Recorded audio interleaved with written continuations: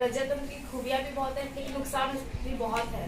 जैसे प्रजातंत्र में फ्री एंड फेयर इलेक्शंस नहीं होते भी है तो बहुत सारे घोटाले होते हैं।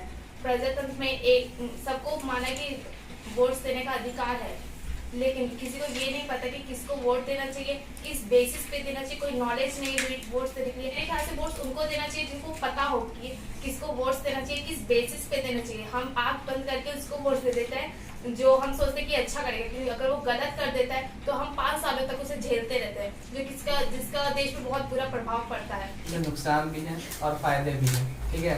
लेकिन हम लोग सिर्फ नुकसान को तो नहीं देख सकते ना, हम लोग फायदे भी देख सकते हैं।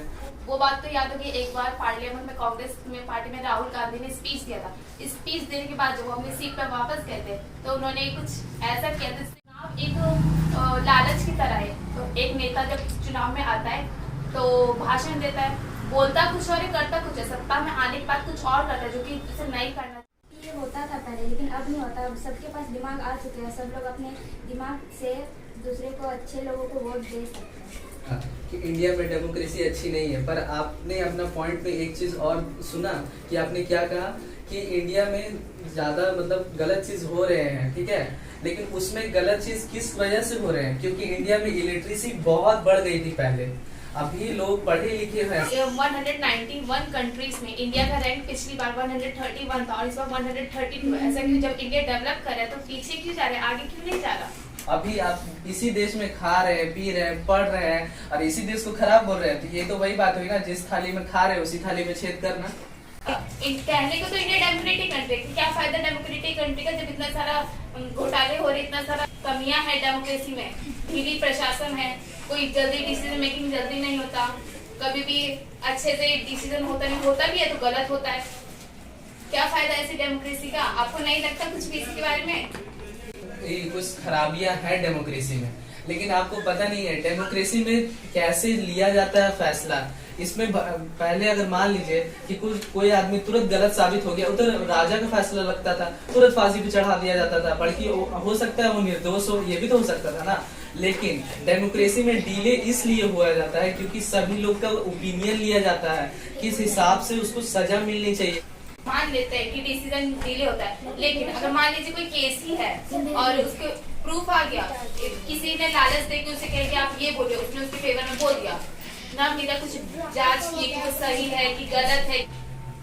आपने कहा कि इतना केस होता है, डिले होता है, सही डिसीजन ले लिया जाता है। आपको मालूम है कितने कोर्ट है? एक हाई कोर्ट है, एक सुप्रीम कोर्ट है, ठीक है। तो हाई कोर्ट में अगर फैसला उसे नहीं मिलता तो वो सुप्रीम कोर्ट तक जाता है। बहुत सारे लोग हैं जिनका केस पेंडिंग पड़ा हुआ है। हम सब गिनती करने बैठेंगे, हम डिबेट करने बैठे हैं, कोई हिसाब करने नहीं बैठे हैं। हमने कहा कि अभी डिबेट पे हम लोग बैठे हैं, ठीक है, लेकिन ये टॉपिक तो आप ही ने निकाला था। और जब इसमें मैंने सवाल उठाया कि आप एक नाम बताइए, तो आप एक नाम तक तो नहीं ले पाए। आप क्या इंडिया के बारे में जानते हैं? यही इंडिया के बारे में जानते हैं कि सही फैसला नहीं लिया जाता है।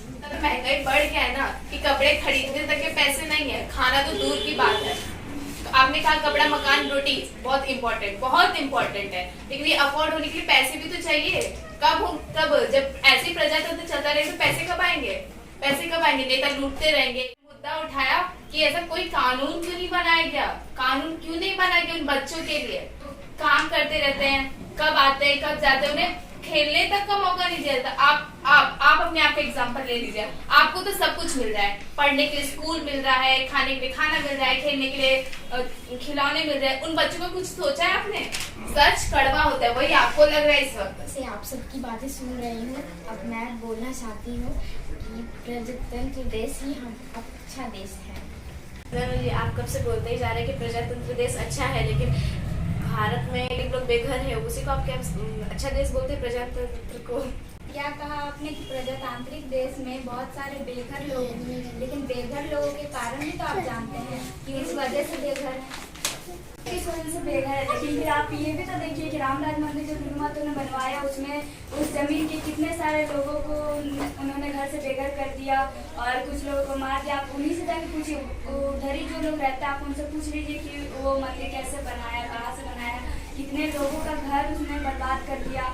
फिर उन्होंने नागरिकों को अपना नेता चुनने का अधिकार होता है। ये आपकी बातों से सहमत है। प्रजातंत्र में नेता चुनने का अधिकार होता है।